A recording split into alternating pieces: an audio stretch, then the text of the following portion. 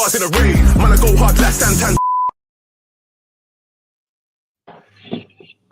And welcome to the TouchyGooners podcast. It's your boy Dankoogs on hosting duty, and full house today. Nice to see you, man, on the brand new year, 2025, first day of the year, and Arsenal started the year hopefully as we'd like to go with a 3 points away to Brentford 3-1. So joined by Khalil, HT3. How you doing, my man?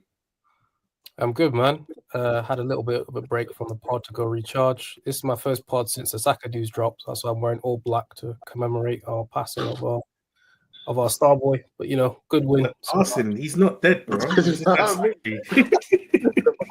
Bro, it's the season's dead to me, innit? So I'm wearing all black to represent my feelings. No. You can't be throwing in a towel like that, man. At this stage, that's crazy. Yeah, man. I thought you said in the WhatsApp you're trying to keep morale high. That ain't how you're doing. Oh yeah, I forgot. Who changed the group name to One Love?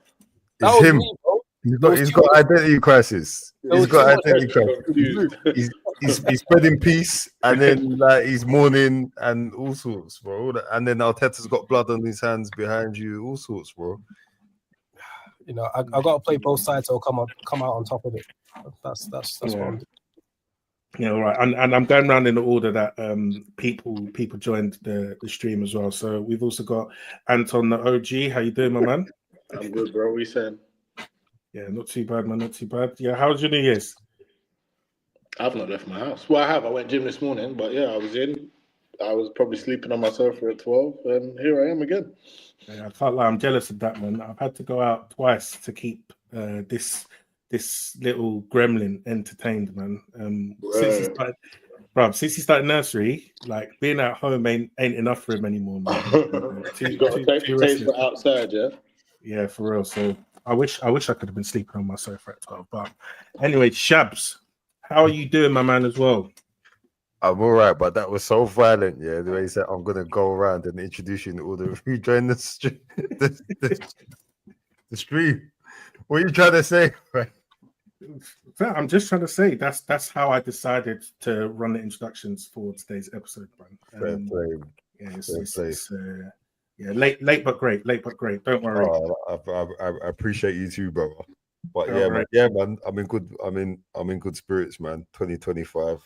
I need that title win, but that wasn't a bad way to start the year. To be fair, yeah, not a bad way at all. And before we kick off, just some minor housekeeping. Make sure you're following at TouchyGooners on all the socials, Instagram, Twitter, TikTok, at Touchland Fracas as well on the same platforms. There was a Patreon piece post-match for the Ipswich game, so we won't be touching too much on that. 1-0 win.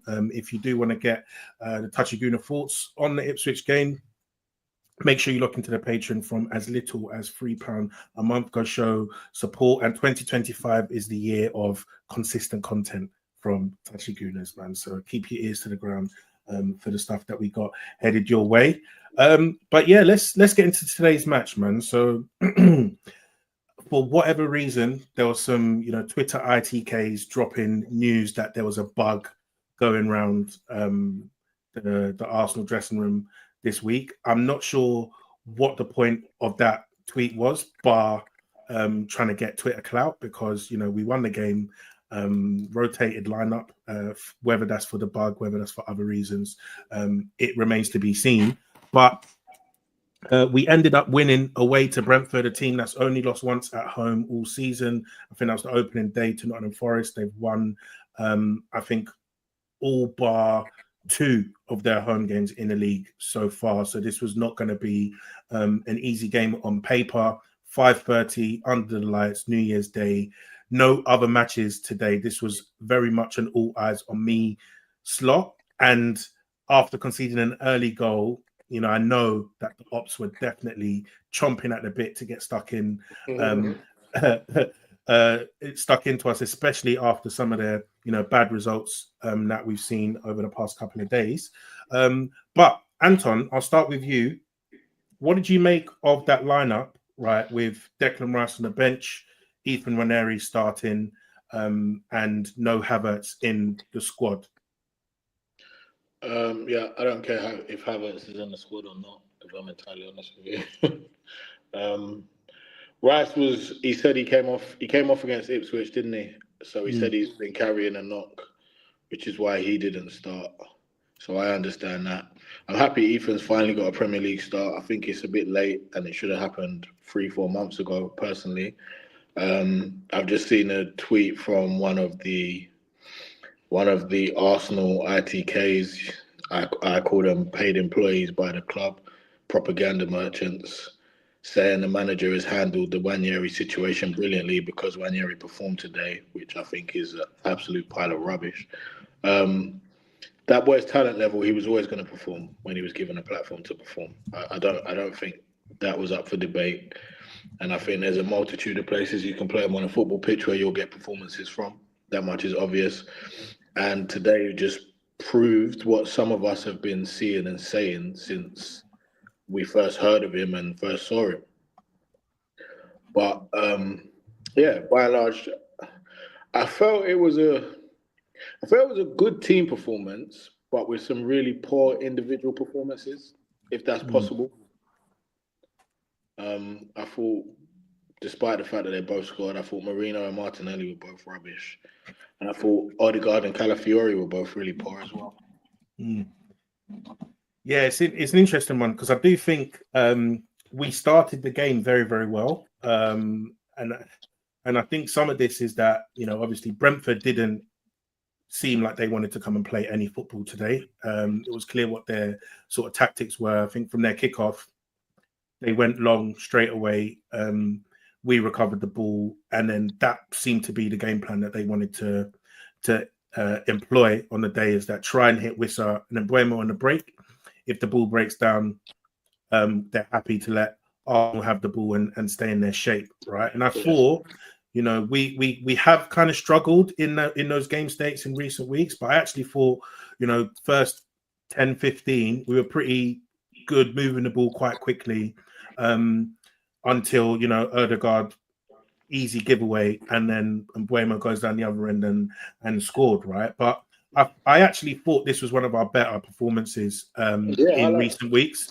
And I do agree there were some individual performances that we will talk on. So Khalil, I'll come to you as well. Just like, how do you generally feel that we played today? And then I think we can go into some of the individuals.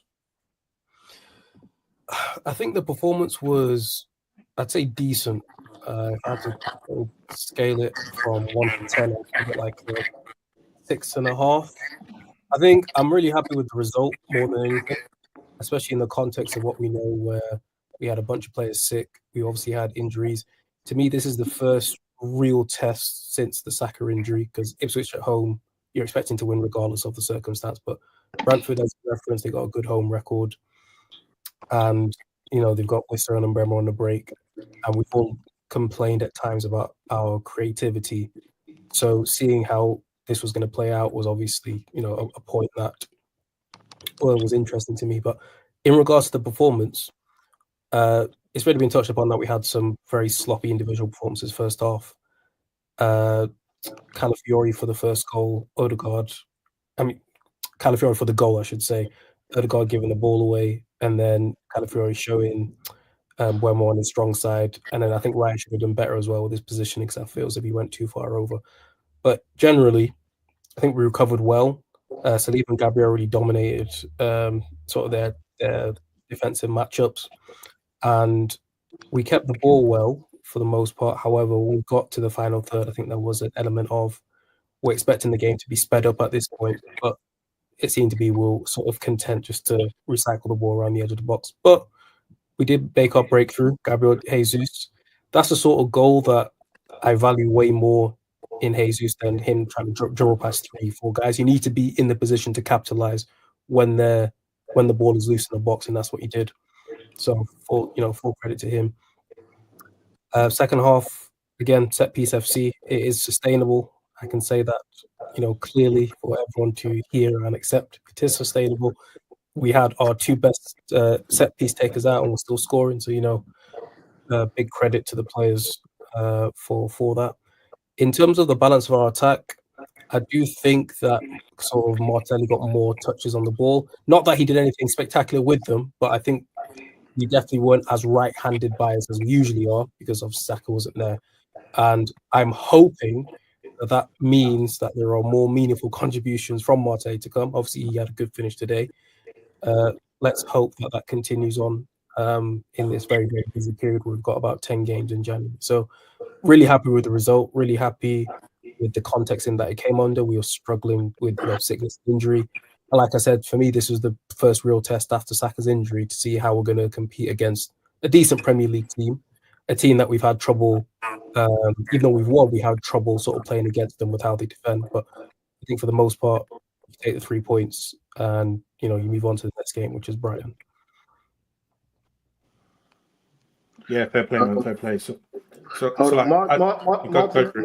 Martinelli had the same amount of touches today as he always has. For example, he had 44 touches today. He had 45 against Everton. He always gets the ball the same amount of time. The problem is the reason why you would think that we're so right hand side orientated is obviously Saka does get more. But the majority of time when it goes to the left, absolutely nothing happens. So we don't remember most of it. But it goes out there enough. He gets enough of the ball. He just doesn't do anything with it. Yeah. It's interesting. It's interesting, right? Because I do think I do think he wasn't great today on the ball, to be honest, right? And I do think this was a chat that we were having in the earlier in the week, right? It might have been yesterday. We were talking about what kind of player do you think that we need on that left-hand side, right? Because I think we're all agreed, we'd love the full package. You got Alexander Isak, this, that, and the other as a striker, where the guy can drop in, he can run in behind, he can shoot, he can dribble. That is as complete a striker as you're going to get. And, this season he's been scoring, headers, which I don't think I'd necessarily have associated him with before this year, but banging header against us, scored another one against United. So I think he's now adding, those types of strikers goals to his game as well. And I think the question is really in terms of if we're playing in this way, right? And it's clear to me that, Martinelli doesn't really fit this system, that when he picks the ball up high on the left, can he beat his man reliably? Not really. No, can't. Is really struggling to beat anyone. I think the first time he got the ball in this match, he kind of ran it off the pitch. And that's basically been what we've been seeing from Martinelli consistently throughout, the last sort of 18 months or so. And so, you look at some of the players that we're linked with. I think people mentioned Nico Williams again today, Ademola Lookman, that kind of thing. And so, Shabs, I'll bring you into this bit. Yeah, what kind of player do you think, profile-wise, we're going to need there if we're looking at, a winger in this window? Yeah, for me, it's definitely one that's more in the explosive creator mode than someone who can chip in with the goals. I'm not kind of like down on it if the player that we bring in right now isn't a goal first type of player. I think the profile that we're missing is one that can stress the fullbacks, for 90 minutes of a game, for 94 minutes of a football match, one that can stress his fullback and one that the defense is not going to be able to rest when the ball comes down that side, when the ball comes into those zones and those pockets. That's who I'm looking for.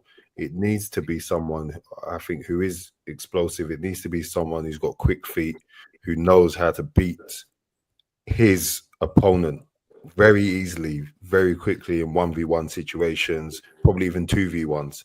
That's the profile of player that I am looking for. Someone who can kind of do enough and make things happen, because by doing that, he will create space, he will create opportunity, he'll create jeopardy, he'll create unpredictability. And I think these are things that are missing. I think, our plan A is Saka. Yeah, we might talk about the importance and the value of getting additional goals in the side right now because Saka's out injured and we don't have a time frame for when he'll return. But I think if everyone else is doing their job, you don't need the left winger as well to be a kind of a goal first player. I'd rather have what I described than someone who can't do that stuff, but is chipping in with the odd goal here and there. Because I think that's what we have with Martinelli, and we see the frustrations. You know, he cuts a very frustrating figure and profile, Martinelli. And I was saying it today. He's been not good for longer than he has been good in an Arsenal shirt for me, and that's frustrating. He can chip in with goals. He's starting to get an accumulation of goals now, Martinelli. I think what is this for the season in terms of goals for him right now? Bear in mind that he scored today. I think that's is that his fifth or is that his fifth goal of the season with 6? The league. I think it might be. Yeah, it's like his fifth or sixth. Fifth in the league. Fifth in all comps. Yeah, so. Yeah, it's accumulating. He's on pace to get like 10 if he carries on at this rate. Well, I think that's poor, but I don't think that's what we need. and then Trossard as well. Trossard's another one. He chips in with goals, but again, his performances aren't leave a lot to be desired for. So I want someone who's very different to that. To be honest with you. Yeah, it's interesting because if you look at it from the guys who play left wing. Last season, it was Martinelli with 6, Trossard with 12. I think the season before, it was something like Martinelli with 15, Trossard with 1. And so far this season, it's Martinelli with 5, Trossard with 3 in the league. Yeah. And so if you compare that to Saka, who plays basically all the minutes on the right-hand side, it's very comparable. Like I think season before, Saka had 16, season before that, I think he had 14. And this season he's on 5 in the league and 9 in all comps. So it's like you look at it and it's like we are actually getting the goal, like the numbers from that position, but the actual performances leave a lot to be desired, I think. And I think, ultimately that is where we can definitely look to improve. If we can get someone in to replicate more of what Saka does. I think Saka's a special player, so I don't think you're going to necessarily, unless you're going out and spending 100 mil on that position, don't think you're going to be able to get a Saka like for like. But I think there's definitely a level that we can look to aspire to give us more than what we're currently getting. And to be fair to Martinelli, he did score a good goal today, so I don't want to be start the pod on such a negative front, but. Let's talk about the guy who played on the other flank. So, and I think you made a good point, around some of the speculate or the PR that's being done right now. Nwaneri, he's been managed exceptionally, this, that, and the other. And I just seen a thing that said he's now the 3rd youngest player to start a Premier League game for Arsenal. Cesc Fabregas, 17 years and 103 days. Theo Walcott, 17 and 212 days, and Ethan Nwaneri, 17 and 286 days. And I'm looking at that and just saying, like, he might have had the record if Arteta, took the plunge, started him a bit earlier when Odegaard was out. I'm not going to do the calculations, but it seems a shame that we've waited till January to really see him play. When you look at, I think before today, he scored a goal in all of his first team starts, I think bar one, for Arsenal. Already scored a Premier League goal. He got subbed against Palace, didn't he, at half time? Yeah. So let's talk on his performance, man, and I'll bring you back to talk on him because it's a similar thing to what we kind of saw under Arsene Wenger, where some of these attacking midfielders, your Diabys, even I think he put Nicholas Bentner out on the left wing to really sort of ease them into the first team. And now, we're seeing Nwaneri start on the flanks rather than centrally. And that might be, a good avenue for him to get lots of minutes in this Arsenal team, especially with Saka's injury, man. So talk us through his performance.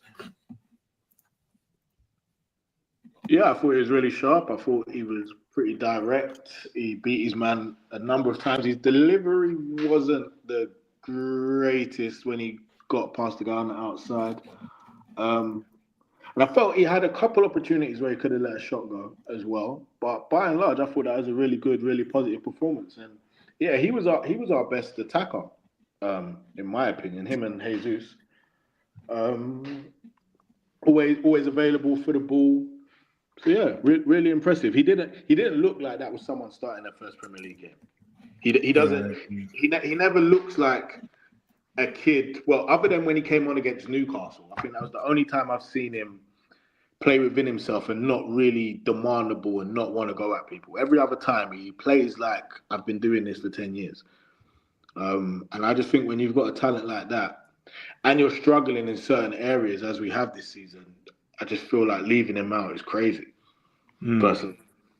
And it's interesting because, one of the suggestions when Odegaard was injured, one of the suggestions was like, play Saka inside, maybe play Ethan on the flanks. Do you know what I mean? Yeah. And it's like, if he had done that, either way, right? Like the rotations you might have seen with both of those players who are both super comfy inside and outside might have been, really something special. So it does seem a shame that, we've had to wait this long for him to get his first start. And, there's a couple of questions here. We've got quite a few listeners' questions, so I'll bake it into some of the topics here. But Elliot online, he said, obviously thoughts on Arteta only now playing Nwaneri on the right wing.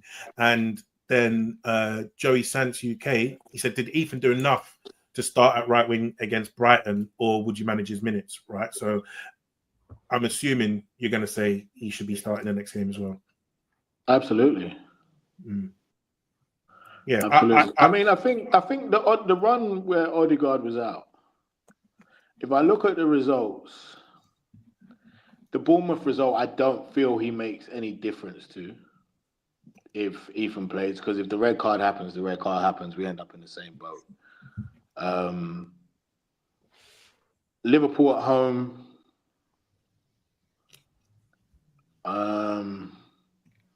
Yeah, I feel he could have made a big difference there. And Newcastle away, I don't feel like the nature of that game would have suited him, or do I? I don't know. I just think Newcastle away was just such a bad performance that I feel like there were bigger issues than not having Odegaard. Do you know what it is though? It's almost like if you'd have played him against the Southamptons, the Leicesters, he might have been up to speed to really impact that match. So it's like other games. Yeah, right. It's like rather than just dropping him in those games, it's like I thought the Southampton and Leicester games were like perfect for trying something, because those teams literally have niche. Right? I'll be so surprised if both of them don't go down. To be honest, those are like the easiest games on paper that we're going to play this season. And I feel like if you wanted to experiment with this guy, you could have just chucked him in, and you could have found a player then that could have helped us more further down the line. But it is what it is where we are today, right? So a couple other individuals, right? I wanted to talk about Odegaard's performance today as well. And Khalil, I'll bring you back in here because I think this was a bit of a mixed bag. I think there were some good passes that he played, but obviously he's at fault for the goal that we conceded, poor giveaway. And I think he's kind of been in like very iffy form, I think, since he's come back from injury. I think the first few games were pretty good, but then I think even since he's had his baby, right, or since his wife gave birth, that people are saying, he needs to come off night duty, wife needs to let him sleep and all of this stuff. And I'm not gonna lie,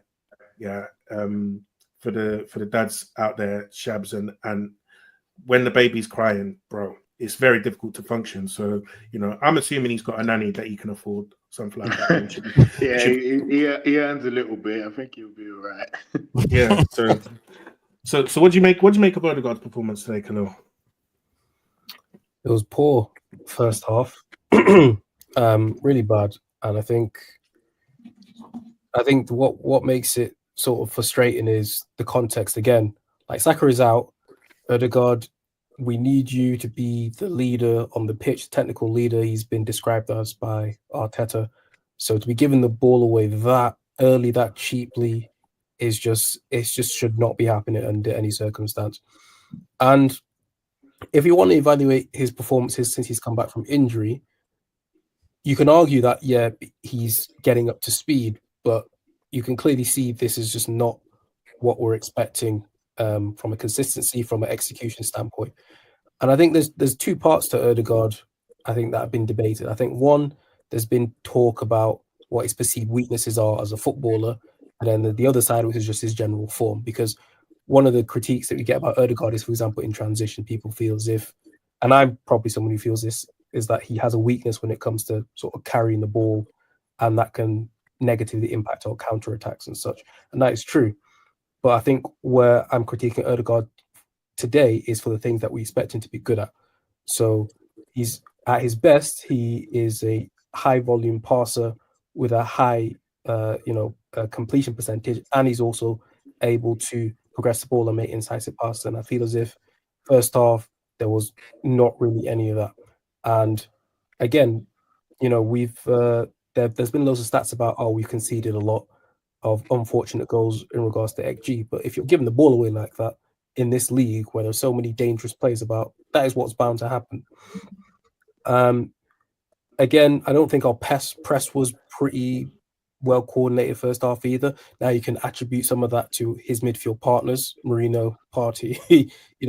We've had our own critiques of them, but again, Odegaard, this is the beginning of the second half of the season. We need you match sharp. We need you, especially that we've lost our most decisive attacker. When you're in that final third, we need there to be a level of decisiveness. And you have shown it before. It could be a one-off that you scored those 15 goals, but if you're not going to be scoring them, you need to be able to have that final third sort of creativity, consistency, in addition to being a high volume passer. And we know he can do it. He just hasn't done it well since his return from injury. And I'm hoping that this is, him still knocking the rust off. And yeah, I'm all for people being active fathers in their lives, but if there is a situation I was going to say be a deadbeat for the Arsenal. Go on. Hey, listen, F them kids, we got a title to win. So I think that's the pod title still. I think that's the pod title. Deadbeat dad. You need to rearrange your priorities, man. We've got a title to win, and we've got a 9-point deficit to make up. So, boy, anything that is a distraction, even the young ones, move them to one side and make sure that, you're brushing up on your passing angles, you're brushing up on your, receiving angles, and, quick releases. We need to be putting opposition defense under as much pressure as possible. You can almost see a sigh of relief when we get to the edge of the box and we start recycling it a bit more. And this is where you need your best players, your most decisive, your most creative players to step up and be able to produce that final action. So Odegaard, very, very poor first half. Second half, you give it a pass because we did what we needed to. But yeah, unfortunately, maybe some of the other touchline members are listening to this pod and are taking notes on Odegaard. But it is what it is. You got to say he's not been performing all that great. But I expect him to turn that around, starting with Brighton this weekend. Yeah, good stuff, man. Good stuff. And Shabs, anything you want to add on Odegaard? Because then, if not, I'll move on to Gabriel Jesus, who obviously scored the equaliser for us. And he's in a rich vein of form. 6 in his last 4 games, 3 in the league. It's quite an opportune time for him to be finding form, as some of our other attackers have gone down with injury. So yeah, I'll let you close out on Odegaard, and then you can talk to us about your thoughts on Gabriel Jesus today. Yeah, no, just echo the thoughts already shared on Odegaard. I think something's missing from him this season. The way in which he's ran games for us in the past, and if we think back to his performances of last season and the half a season going back the season before, his last 18 months of games, I think he's been close to, if not the best midfield performer in the Premier League. And I think obviously he's had an injury. I don't want to dismiss that or overlook that. That's no doubt disrupted his season. But yeah, he's not looked, something's looked off to me. I think we've kind of glossed over it as a collective because without him in the side, we had really limited creativity, but really he's come back into the side, and yeah, he is creating and making stuff happen for us. But I think he just looks off. I can't quite nail it, but yeah, there's something about him which doesn't look like his usual self. I think some of the team setup as well. I was talking about this earlier today, but I think what we're missing is some really deep progressors. I think Partey's not really doing it anymore. Rice does it. I'm not going to slander Rice. Rice does it. But how Rice does it, or I suppose how we want to see Rice do it as well, is a topic of conversation which goes back and forth. We do get it from Jorginho as well, but not as much. And I think what I'm talking about is that passing from when we see Zinchenko come into the side and, we moved into that central zone and starts just splitting lines and, eye of a needle passes and all of that stuff there. I think when we don't have that, we see Odegaard helping the team out and dropping into spaces to help us build and to help us progress. And I don't like that. I think Odegaard needs to be more prominent in the middle to final third. And, I think we need to do more to get the ball to him in the zones where he can be optimized for us as well. So that's kind of what I want to say on Odegaard, just as something to watch out for. But I agree, first half he was sloppy. Second half, I think you can kind of overlook it because bottom line, we done our jobs. But if we didn't get that result today, I think it's fair to say we'd be having a conversation about Odegaard's performance today, more than we need to. In terms of Jesus, though, I just remember saying where. Say it again. Oh, yeah. In terms of Jesus, Jesus I just has risen. Yeah, Jesus has risen. There you go. I love it. Around this festive period as well. I love it. It's a bit early though. Jesus usually rises in Easter, but yeah, if he can carry this on, I think we're good. I think we're good. And I said this. I think that, losing Saka is a huge disruption to all of us. But if we can get a semblance of the form that Jesus demonstrated when we first signed him, and I think if he can be serviceable, I think we could be okay, because Saka does so much for this team. But what we have to realize is Saka's doing it in the context of other players not doing it. Like, think about how many underperforming players we have, really, which we know they're not performing close to their top level. And Jesus has been guilty of that for me. And yeah, you can also say Arteta has not used him as well, or not used him as often as he's needed to. And this is a big criticism I have of Arteta. He kind of throws players in from out of the cold without giving them any kind of warming context at all. And then when they don't perform, we get onto them, or we say, oh, well, no wonder, or we kind of use that as a justification for why the coach isn't using them, when actually some players can't just play themselves into good form. And we've seen, like, with the little bit of confidence that he picked up from bagging that hat-trick against Palace, we've seen his performances have been good pretty much since that game.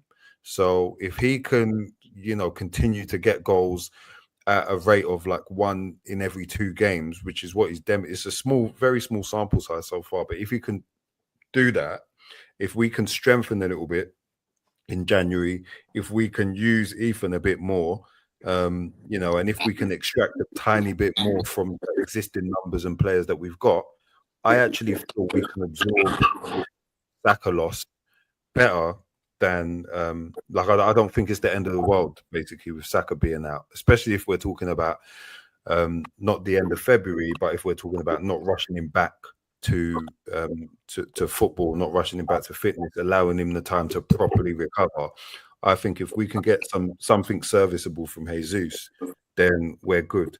And I also think as well, Jesus' individual performance and outputs are one thing, but for me, the team functions better when he's in attack. And I think everyone on this pod has heard. I've heard Ant have this dialogue. I've heard Khalil have this dialogue. Cougs, I've heard you have this dialogue. I've had this dialogue. I think many others in the group chat agree. Basically, everybody except German Dan has been on board with it. Yeah, we're better. We're more fluid. He offers a lot more. He's if nothing else, he's a very good footballer. If nothing else, he's a Brazilian footballer. He's the essence of the word Brazilian player. He's samba all over. You know, so he's good with the ball coming into his feet. He's good, you know, he can receive the ball on the spin. He's very unpredictable. He can threaten by running in behind. He can, you know, he can run to receive the ball to his feet. He can receive in the pockets and the flanks. He can be threatening from out wide. He probably spends too much time out wide and not enough time in the box for many of our likings. When the box is where we see he's gonna, you know, do the damage that we need him to do. But he's a very good footballer. So for me, he makes us better. I think the rotations with Martinelli, I don't think Martinelli was great today, but what I did like is Jesus is popping out on the left. Martinelli can move into the centre. We don't see that when Havertz is starting up front for us. We don't see that, you know, and vice versa. Just the rotation and the filling up of other spaces. And I think we're better when we kind of get coached up to the final third, and then these players get left to be a bit more fluid and a bit more creative and their own devices type of thing. And I think we see that when we have Jesus starting and playing. When we have Havertz up top or a different option up top, sometimes Trossard, it looks a bit more static. It looks a bit more predictable. It looks dull. It looks slow. It looks boring. And we've never ever looked threatening enough or convincing in those situations for me. So, in terms of the team composition, he is better in so many ways when he plays up front. So I prefer this. I think the only thing I'd add to that is I agree that the team composition is better when he plays up front if he's playing well, because we've also seen Jesus do 90 minutes of bullshit where he's just running around just doing nothing out wide, you know, right, left. He's not combining. He's just not being a threat. So the difference now is, he's linking up well, both on the right and left hand side, but he's also a threat himself, and that is what changes the dynamic more than anything. It's his confidence, though, and it's because I think it's because he's known he's going to get a run in the team, whereas before he's come from out of the cold to get not even the whole game, he'll get like 50 minutes, 55 minutes. By the 59th minute, he's off. And then he's not playing again for another 2-3 games. You know, he's getting like 5 minutes at the end of a game the next week, where, you know, I think it's the confidence that he's getting with knowing actually he's got a bit of security behind the minutes. And I think we're only here because of the injury. Shouldn't have been the case. Yeah, fair play, man. Fair play. And I think on the Jesus thing, right? So I think people were watching him in pre-season, and you know he did have a very good pre-season by all accounts, and it was very much a hopeful thing that, you know, he could come in and really show some of that form that, you know, when he joined us. And I think for his whole career, he's basically been, you know, a bit of a patchy player like that, right? Like, I think I even remember when we first got linked to him, it was like March or something like that when he was still at City. And then immediately my man banged like 4 goals in a match. I think he scored 2 the match after, and then didn't score again for the rest of the season. And it's just like that seems to be his MO, where it's like when he's in form, he's red hot, he looks unplayable. And then when he's not in form, you know, to your point, Khalil, it's like he still does very good things on the pitch, like very technically, but in front of goal, it just becomes a bit scary. But I'm really, really happy for him in his current vein of form. I think the goal today was very much like a number 9's goal, you know, following up the shot that the keeper parries, being the first one to it, and important to equalise. And I think the last goal that he scored, what match was that? Was that Palace? I think Palace, that was again to put us in the lead as well, right? So these are important goals that he's scoring. So I'm just hoping, the longer the purple patch runs, the better for us, right? Because I think some of the stuff that's been going around on Reddit and whatnot is that he's been working with that there's almost like a one-on-one skills coach or something like that that he's been working closely with. And, you know, some Nigerian anecdote from me, but when this guy, what's this guy, Peter Odemwingie, right? So this guy used to be the deadest finisher whenever I watched him. And then he came to the Premier League, was struggling for West Brom. And then he said he saw a new trainer, a new coach, got him speaking to like a what do you call it, sports psychologist, and said he managed to really focus him in front of his goal with his finishing, allowed him to calm down in front of his goal. And I think he put up 16 goals in the Prem that season for West Brom. And I'm just hoping every season, I'm hoping that we see some kind of change in Gabriel Jesus in front of goal, because this guy, for me, lacks nothing technically, nothing whatsoever.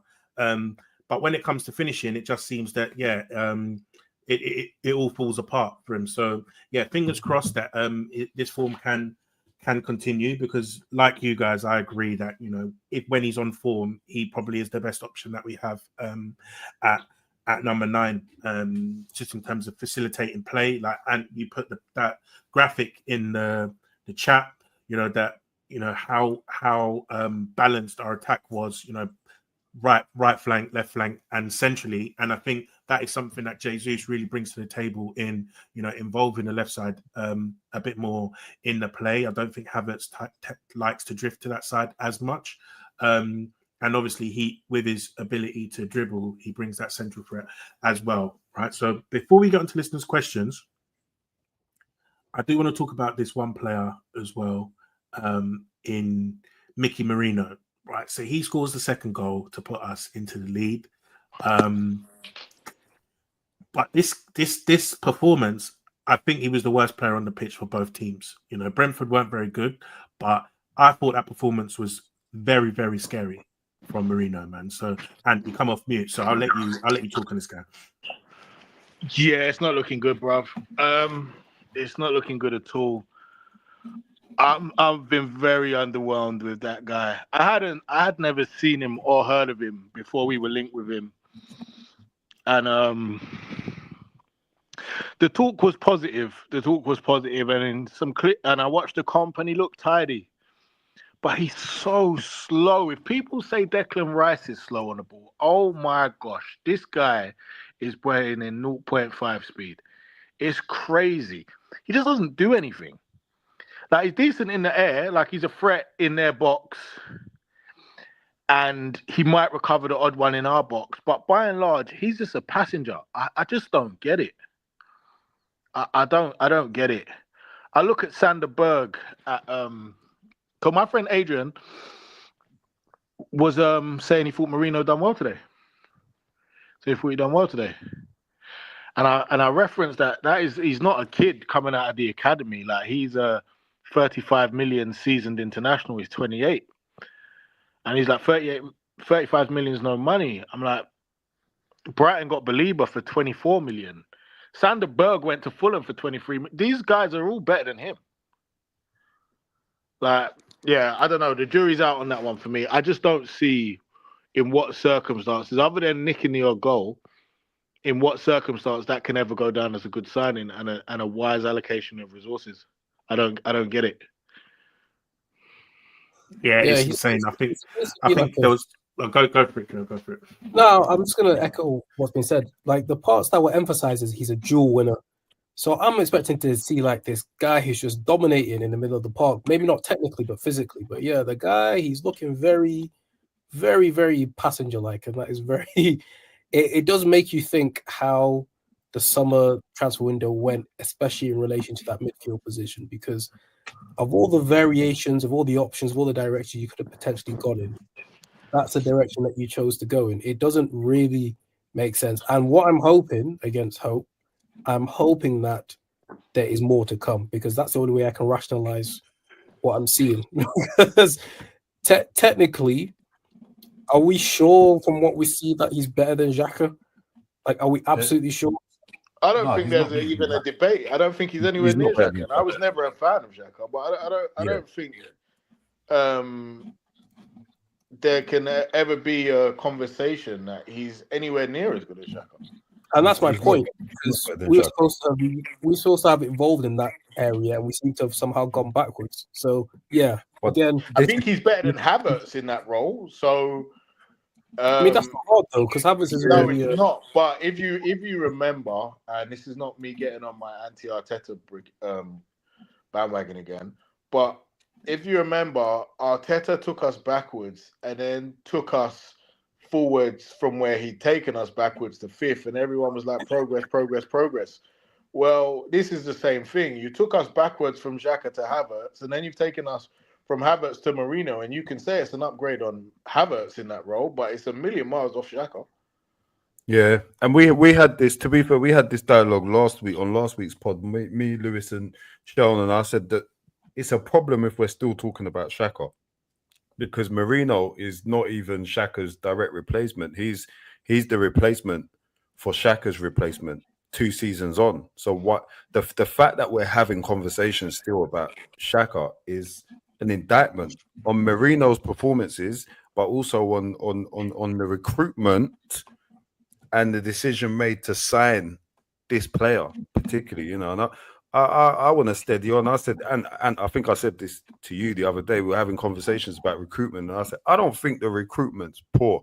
I think our recruitment, I think our scouts are identifying, you know, the best players in world football that are on everyone's radars. I think we know about them. We've got data on them and whatnot. I think the decisions being made as to which players we then lean into, that's the problem, you know. So we have to consider where the decision making lies, because Merino would have been one player on a list of a good 5, 6 other players, that were probably shortlisted, finalized, but someone somewhere, Arteta, said, out of this list of players, he's the one I want to go with. He's the one I want to persist with.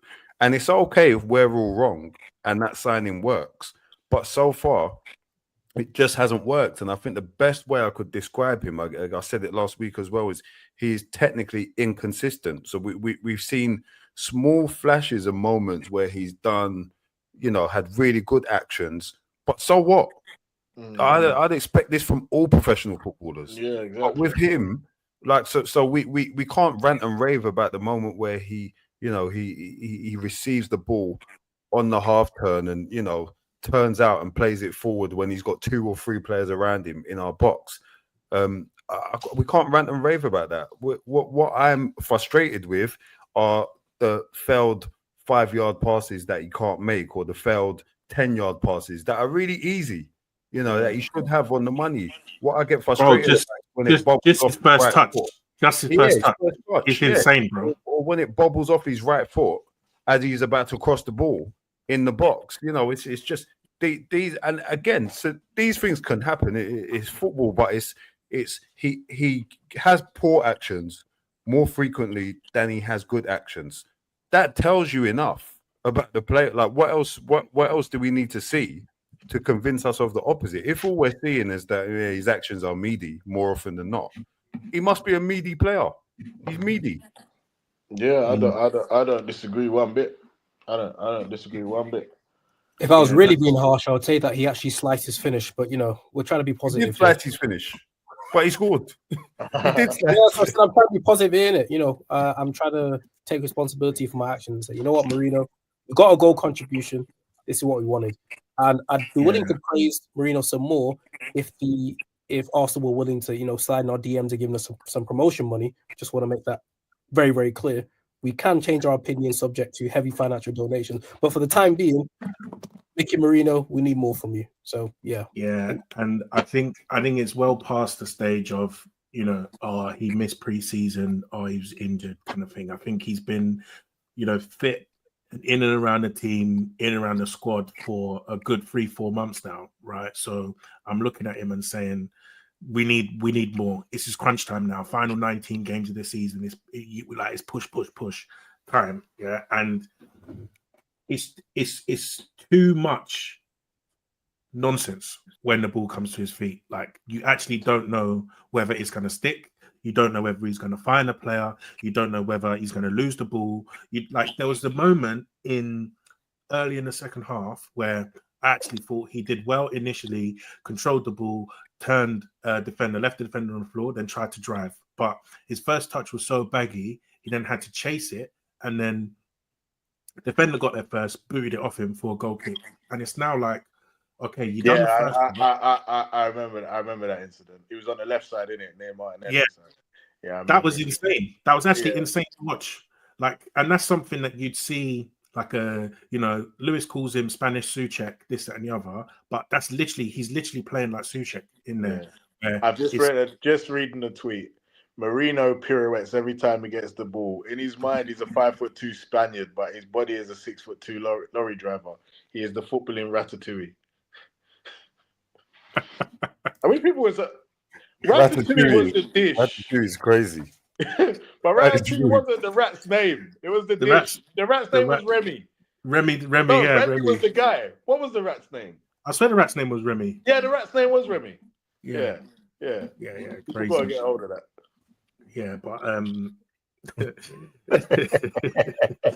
think Merino, man, he needs to rise it, because ultimately that means we're going into 3 summer windows saying we need a left centre mid, in a row. Like, it's just, it's a bit insane, right? So poor decision making, man. It's poor decision making. There's actually no justification for it. What did it say? If every summer you're needing to sign for the same position again, like it's a similar thing for the inaction that's been taken with our forwards. It's a similar thing. Like, every summer every window we're going into it saying we need to sign a forward.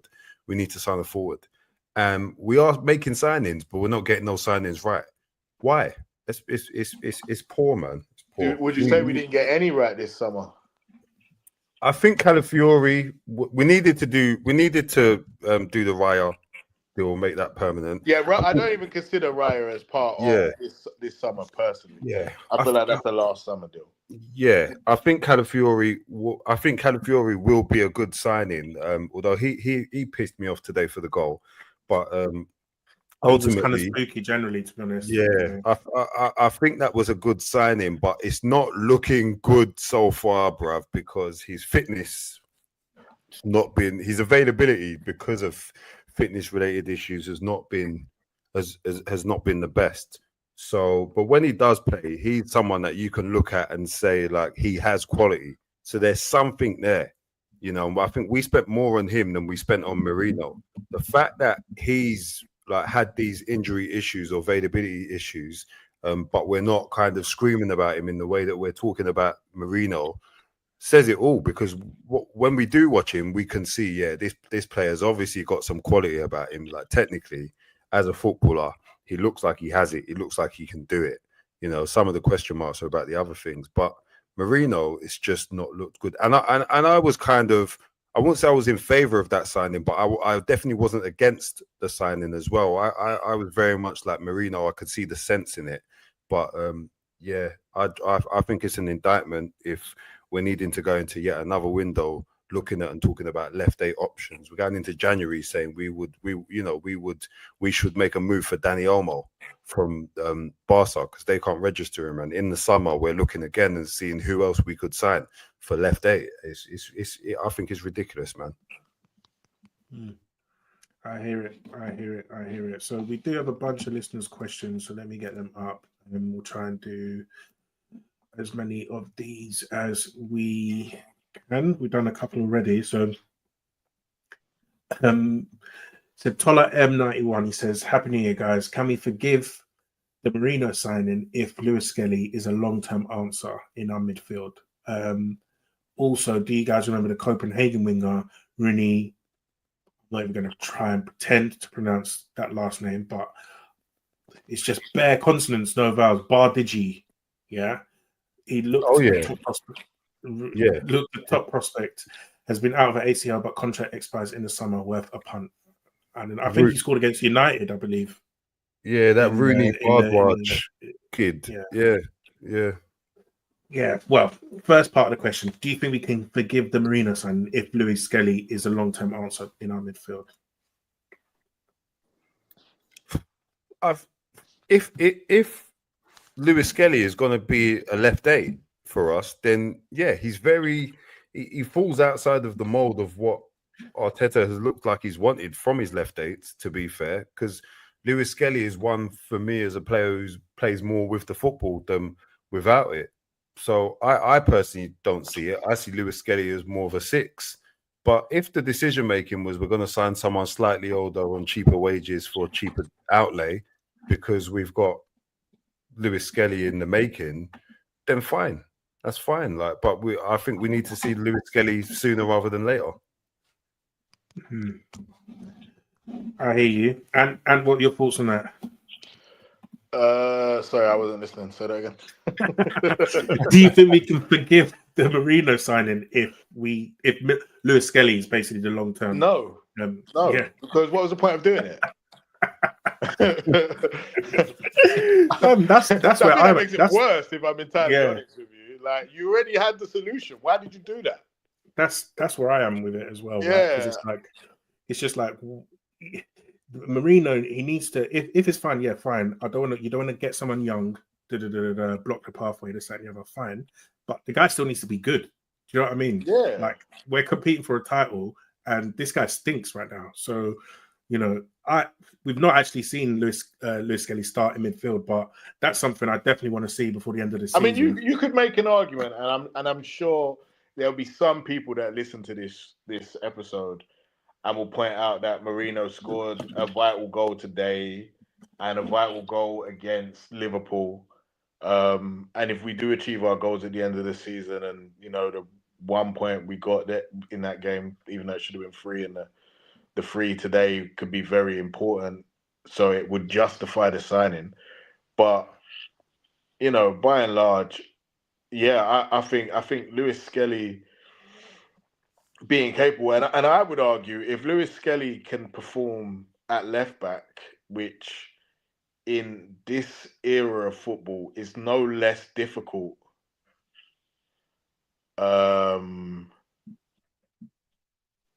than playing centre mid, then why isn't he trusted and capable? He brought him on. He brought him on to play against Salah. So I'm just like chuck him in the midfield, because for me, on the ball, he's clearly already clear of Merino. I'm sorry, like in the small cameos we've seen of Lewis Skelly, Merino ain't done anything near that quality wise. That game against Ipswich, Lewis Skelly looked different gravy to anything that we've seen from Merino on the ball, especially. So yeah, I personally would like to see Calafiori left back, Lewis Skelly in midfield before the end of the season, because I definitely think that he can bring a lot of added quality to that role, and off the ball as well. He looks like he's ready for the top level as well. So that is one to watch. And so yeah, kind of linked to that question as well. J.K. Muku, he says, what you envision Arteta wants from his left centre mid, who are the players in football right now that would be a perfect fit? And he says, our number 2, he says, our attacking problems are a mixture of both, but which of them is more prominent, our risk-averse system or lack of quality forwards? So the first part of his question, I'm not going to lie, we answered that question last week. The different listener, but we answered the same question last week, and we've kind of discussed it now. I don't really know in terms of a player in world football right now who fits what Arteta wants. I don't think it's the optimal word is what Arteta wants. The players who we've signed are ultimately who he wants. The Havertzes and the Marinos and them kind of guys. He wants physicality more than he wants any kind of technical ability. He doesn't want a ball carrier there. He doesn't want an incisive passer there. He wants someone who's going to arrive late and crash the box, get goals, win duels. That's kind of what he wants there. But the other part of his question, what was it about attacking? What's worse of an issue? The way that we play, basically, or the lack of quality forwards. Like, is the basis, and which one do you think is the main issue? This is interesting because weren't we having this conversation? Was it yesterday or today in the group? But we were talking about talking about the way that Liverpool attacked, for example, and I think all of us had thoughts on the matter, basically. And I think it's probably a combination of. I think it's a combination of both a little bit. I think the way that we do play is very kind of the way that we attack, I should say, feels prescribed. And I think if we are going to attack in that way, then we need personnel which again optimizes and gets the most out of attacking in that way. If we're going to be a bit more fluid, you know, then again we need the players that suit that. So when we were talking about centre forward, not that I want Osimhen or Vlahovic or you know, one of those guys.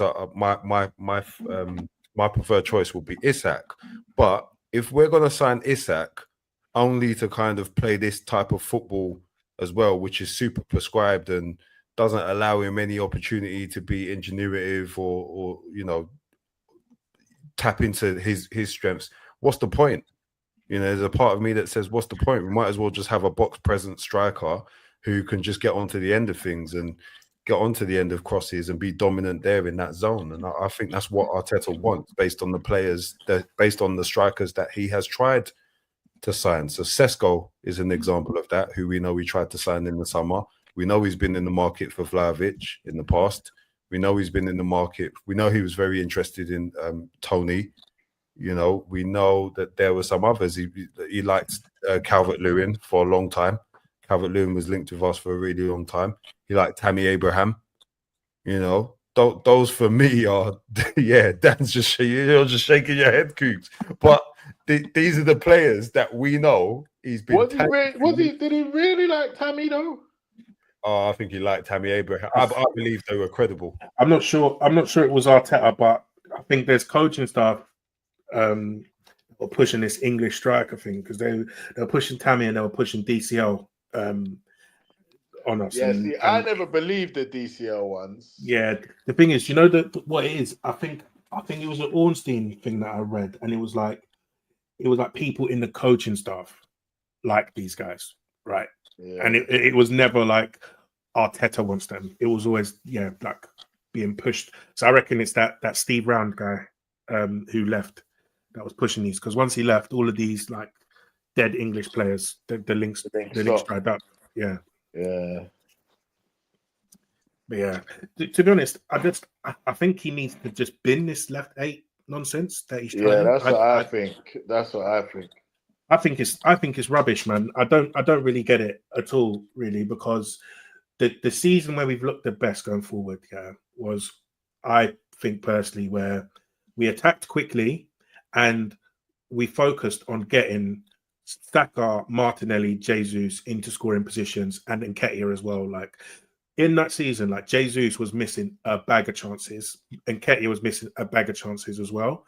And Xhaka, Partey, and Odegaard scored loads of goals as well that season. But Xhaka and Partey were basically kind of support functions. Yeah, they will fill in where Martinelli goes inside, Xhaka might go to the left. Where Zinchenko comes inside, Xhaka might drop into left back, that kind of thing, right? And it was never the focus. Like Xhaka might pop up with a couple goals here and there, but it was never the focus of, I'm going to try and use this guy to be this second striker, crash the box, this, that, and the other. And I think that role has kind of taken away from what has made some of the other players like really pop, because Odegaard is now having much less of a goal threat. I think Martinelli, his shot numbers are way down. Havertz, his shot numbers aren't great, and I don't think he's as good a player as Gabriel Jesus. And so I'm just like, just sign another centre midfielder, because I think that's all Xhaka is. He's just a centre mid. He's not a DM. He's not an attacking mid. He's just a centre mid who knows how to play midfield, right? And that allows you to just have a balanced team, and it lets your attackers attack, your midfielders midfield, and none of this sort of like hybrid striker midfielder. They're not really good on the ball, but they can crash the box and hit the back post and all this stuff. It's just weird. I don't really get the dynamics, really, because I don't think any player really fits it. Because to be fair to Merino, he's a midfielder, but he's been asked to just like attack. Like he's just bare high up the pitch all the time, and it's just weird. It's just weird. I don't get it at all, to be honest. And when he plays Rice there, he plays him like he's Iniesta. Like it's just, I think he needs to bin that and just go back to fundamentals. To me, yeah, I don't make you wrong, bro. I don't make you wrong. I don't like the this whole, because it's like you've broken the pitch into. It's like they're not playing central midfield. Like my belief of a central midfielder is you are responsible for the whole midfield. It's like everybody has their area. You won't see Odegaard on that side of the pitch. You won't see the left-sided one come over. It's like we're playing in compartments. And I feel sometimes we miss a lot of opportunities to overload because we're keeping so many men in one area at all times. Like, if we were creating overloads on the left, say Odegaard's gone and joined in over there and everybody's there, and Saka's just kept the width, for example, you can switch it to Saka and the rest of the team would have shifted with our players over there. And now you have the opportunity for him to be 1v1, but we don't give ourselves the opportunity to do that because everything is just so, this is my section. It's like we play zonal football. Yeah. Throughout the whole pitch. Yeah. It's I'm nasty. not crazy about it. It's nasty. And the thing is, Ant, right, when you play zonal football, I feel like you need like proper specialists in each zone to do that, right? Like, so we know Saka's calm on the right wing, but I don't think you can play a winger who can't dribble on the wings when, you know, you're leaving him to dominate his zone. Yeah? And I don't think you can play a centre midfielder who can't really pass when he's in his own zone by himself or can't dribble or anything like that, right? So it's like, if you want to play this type of football, you need like elite players in all of those positions. Otherwise, it kind of just doesn't work. Do you know what I mean? Yeah. And you know what? I don't even have an issue with the zonal football as a premise because it works for us, but it works for us up to a certain point. When it gets to the final third, the attacking third, scrap that.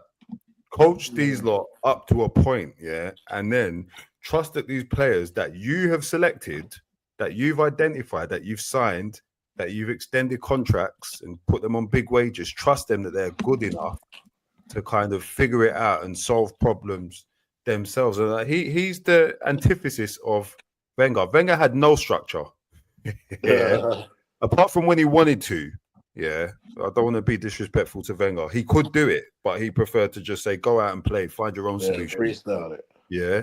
Whereas Arteta's not, I don't think he's putting that on anyone. He's saying, no, I'm going to control every element. I'm going to coach into you every element of what you need to do on the pitch.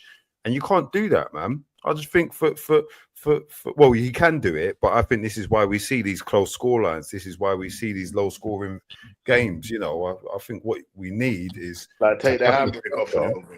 Exactly. Play without the handbrake. Have the structure in the defensive because we need it there. We absolutely need structure in the back line. We need structure in the midfield to an extent. But when it gets up the top of the pitch, let them play, man. Just let them play. And I think that's what we saw, what you were describing, Cougs. That's what we saw 2 seasons ago.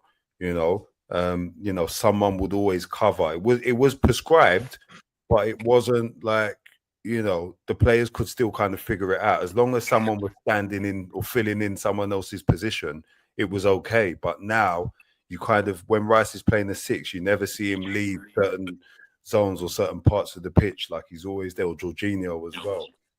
Similar with our defenders, they just don't do it, and it's not the Arsenal that I love watching. If I can be honest with you, yeah, I'm not gonna lie, and I think as well. But just now on you this, got managed to turn this pod into a Debbie Downer. We just flipping one cup rather than Derby, and here we are being negative. it's the listeners' questions, man. it's funny, man. It's too funny. It's the listeners' questions. Yeah, it's crazy, man. This season's kind of been a mad thing already, to be honest. But one thing with you, Cougs, yeah, bro, you got to stop in the club, bro. No, keep doing it, man. I'm gonna do it until I see Saka lifting the Prem trophy. Yeah, they're gonna get out. Yeah. Well, this guy's out in the club, he's out in the coach, he's out. Yeah, I'm not mad at it still. You're moving like Tupac, bro. Yeah, as long as I'm keeping it respectful. Yeah, keeping it respectful. So fair enough, bro. Crazy. Yeah, a few more questions here. So he says, choose one for January. It's from Coney 108. He says, choose one for January. Go all in on a striker that might not work out, or get a Trossard-like signing for a wide player to keep things going till the summer. No, to go all out. Just like in profile, or what does he mean? Like the A scenario? stopgap. We got too many scenario. stopgaps, and then we end up with a squad full of stopgaps because we can't get rid of them, so we can't sign the players that actual we first actually choices need. that we need, and we end up with just that's how you end up with a rubbish squad. Yeah. I don't even. I only want players coming in now that you can look and say, okay, this guy must be coming to start. And then between him and whoever plays in his position to battle it out for that role.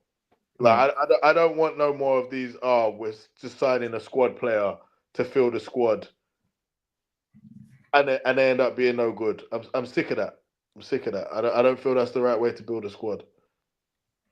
I agree, man. And I'm just like, you should sign players to push your current starters to the bench, yeah? So it's like, if they come in, so like now, Timber's playing really well. If he has to sit down for Ben White, no one's concerned because we know Ben White is cold, you know what I mean? And he's capable on his day, yeah? So it's like, you know, I don't think people would mind Martinelli starting the odd game here and there. I would. But you the thing is there, you still seen that Martinelli. You know, the only time Martinelli should be wearing this kit is if he gets a move to Fleetwood Town. Why then? Arsenal, South Africa, yeah? Because they wear a copy of our kit and their ground is called Highbury, I think. That's it. Yeah. But my thing is, you sign a left winger, push Martinelli to the bench option, then it's calm because it's like Martinelli can come in. We know he can do somewhat of a job. Yeah, we can disagree to the extent, but we've clearly won games with Martinelli. Won today with Martinelli starting. But I think if we need, you know, top quality, you know, you want to be pushing these starters to the bench, and then your squad players become guys that are reliable rather than like this Merino signing. I'm sorry to harp on about it, but it's just insane that this is the priority midfielder signing that we made in summer. It's just crazy to me. Like, you can sign him if your guy's already cold, yeah, and maybe Merino comes in, plays the odd game of there, plays the League Cup, you know, keep things fresh, this, that, and the other. But we've gone out and we said this is the first choice midfield target that I want. It just doesn't make sense. I agree with you, and it's just like that's not what you need when you're a club at the top for me, unless your squad is already like perfect. And I think we knew that it wasn't. You know, like Liverpool, you win a Champions League, you win a league. Yeah, you can go and buy a Minamino to back up a Sadio Mane, but you don't go and sign a Minamino before you sign a Mane. You know, it's just very silly. Exactly. Very silly. FSHI says, I think we need to write a letter to Odegaard's wife to ask her to take him off night duty with the baby. Really though, why is Odegaard thinking like this? I think we touched on that a little bit. He's had what, one good game since he come back from his injury? Yeah, I think he was good against Nottingham Forest. He was good against Chelsea in his very first game. I don't know if he was good. He was okay. He was all right. It was just, you know what it was? It was more the fact that him being there gave a lift, and he set a tone with work rate and things like that. But I wouldn't say it was an especially good performance from him. I wouldn't say that. Yeah, I tend to agree. I think he was the Forest game's definitely the standout, and then Monaco, he was pretty good in the Champions League as well, I think. But other than that, yeah, I'm not too convinced of his performances late. And maybe, you know, he's come back too quick a little bit. Who knows? Who knows with that one? But other than that, I think we covered most of the topics, man. So yeah, 3-1 against Brentford. Oh, one thing that I didn't mention, we've got Brighton the next game, and Timber is now suspended for that game. So what back four would you guys play? Well, it's curtains, man. We got to stick Partey there because I don't or MLS. MLS has got to do a job at right back, which is then get sticky. You're asking, you know, a player. I'll be real. I'd rather that. I don't know. I'll rather a left back at right back than Partey at right back. Have you seen our Partey at right back? Yeah, it's like a 20% win ratio, bro. It's shocking, bro. Miles ain't a left back though. This is what we're saying. We're not saying we'd rather a left back at right back. We're saying we'd rather have an academy prospect who we're blooding into the side at left back start at right back over Partey, who actually started his career playing as a bloody right back. Yeah, when was that? 27 years ago.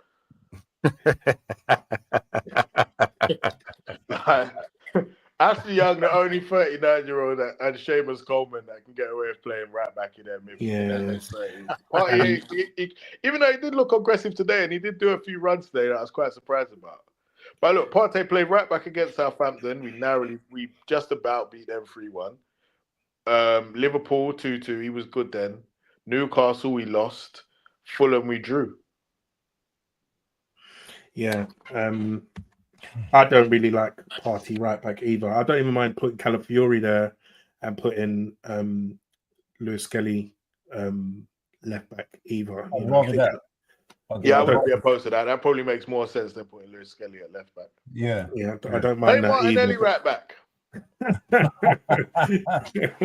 He'd do a job, man. He'd do a job. I'll He'd be do real, a job look. there. I'm not gonna Real lie. Madrid have been doing it with that flipping rubbish Vasquez guy. They're the same player. So just play Martinelli right back. I wouldn't be that opposed to it given his form, to be honest. But he scored. So let's keep him in the attack. But yeah, I think that's going to be interesting. Definitely, because I think Brighton, they do have loads of wingers that are sharp. Mitoma's in quite good form as well at the moment. I don't really want to see him versus Partey at all. Well, what do you lot saying about this Adingra guy? I like him, to be honest. He's been benched for most of this season, which is quite interesting. I think he's better than that Minte guy that they've been playing. They spent money on Minter though, didn't they? But and I hear it. I think Adingra is probably better, but Adingra's issue is that his best position is where Mitoma plays. So Mitoma on merit deserves to be starting the games. Minte is a bit more natural playing the right wing, and I think they've got other options at right wing ahead of Adingra as well. They've got that Brian Gruder guy as well that they signed from Germany, wherever in the summer as well. Who's looked decent, and they've got like other players, Buonanotte and Cedric's still at Arsenal. Cedric's gone. Cedric's gone. Left Zinchenko with his number. But how kind. Yeah, but yeah. No, But Brighton, I think that we need it back in blood against Brighton. So whatever lineup we go with, I'm not trying to hear no excuses. We just need. We never beat them at home, though, and we always seem to get a good result away. It's so weird. We need to beat them, man. We need to beat them. We have to beat them still. That German manager as well was chatting the most shit after Rice's red card as well. So he soon learned the error of his ways, didn't it? When it happened to his players. We've heard him last week. This week, the last game, he was chatting shit about the refs. It's all well and good when it's your opponents, but in 2 weeks' time, when it's you, then you always develop a different viewpoint. Funny that. Bro, my man was saying that the João Pedro thing was not. He was like basically calling that nonsense. People calling for a red card there. I don't understand how that wasn't a red card. I don't know why you have to connect with somebody to get a red card. I think it's absolutely insane. Bro, the guy has tried to knock him out with his elbow. Imagine if his elbow got that guy's eye. That guy could possibly lose his eye. That elbow was insane. John Jones would have been proud of that elbow. That's literally like something out of the UFC. It's insane. Actually, I can't believe he swung that elbow. That's crazy. I need that Hertzler guy. I need him mudded, to be honest. So yeah, they're not too clever though, are they? They're up and down, Brighton. They're up and down. They're very up and down. So I'm not gonna lie. I think that would probably be our hardest away game before we play Liverpool. I think of the remaining fixtures. Because where have we got to go? We've been to Everton, we've been to Palace. We ain't been United, have we? No, but we saying that don't count. Yeah, I don't know, man. Maybe by then. Maybe by then. And Forest, we got to go as well. Forest. We've done Chelsea, Newcastle, City, Bournemouth, Fulham, Villa. Spurs, Brentford, West Ham, and like, Palace. and Palace, Everton. Palace and Everton. Yeah. So yeah, of the away games left, we got the bottom 4 teams. At bottom 4 teams, United, and Forest. So and obviously Liverpool. So, boy, this could be a nice run of form for us, man. It could be. No, it's annoying though. Liverpool never seem to have. I don't know because they've been really good that none of their games seem difficult. But I don't ever look at a Liverpool fixture and think, "Oh, that's a hard game." Minus Newcastle away. Yeah. And Everton away, which obviously got postponed. Newcastle they drew. This is the thing. They have to go to Chelsea, City, Bournemouth, Fulham, Villa. They have to go to all of these teams in the top 10 still. Yeah. So they got a lot. They got a lot. Yeah, they got Forest in 2 weeks away. Yeah, it's one to watch. So yeah, Chris Wood, man, do something. Yeah, you owe us for last season. He was taking a piss against City last season. Absolute mug. But he's a City fan though, you know. He's a City fan. It? Yeah, he is. So I don't believe that players do things on purpose. Nah, it was match fixing, bro. Him and Son. I would if I was a professional footballer and I was playing against Arsenal and Arsenal needed games to win a title, I would miss. That's what I'm saying. 1,000%. Him and Son, man, they did it on purpose. Yeah, I would have done what Son done as well. Yeah, Son, that Son one was crazy. Yeah, he did that. We was all together. That Son doesn't miss those, isn't it? When have you ever in the history of his time taking like 70% of his big chances in the Premier League? That was 1-on-1 from the halfway line, you know. Yeah, bro, and that is his special as well. Versus Man City, he packs them. Yeah. Peak. Anyways, Anton, Shabs, thanks for joining me. Listeners, thanks for tuning in. Khalil had to jump off a bit earlier, but thanks to him as well. And we'll be back after the Brighton game, hopefully after another 3 points. And one final thing, all of these Liverpool fans talking about Trent. You have been giving me so much joy today, man. Keep doing it. I need your form to free Trent. For real, free Trent, man. Free Trent. Yeah, man. Yeah. Release Trent like Trent releases them passes for Salah, innit? Yeah, man, that's what I need. I need it. All right, bless.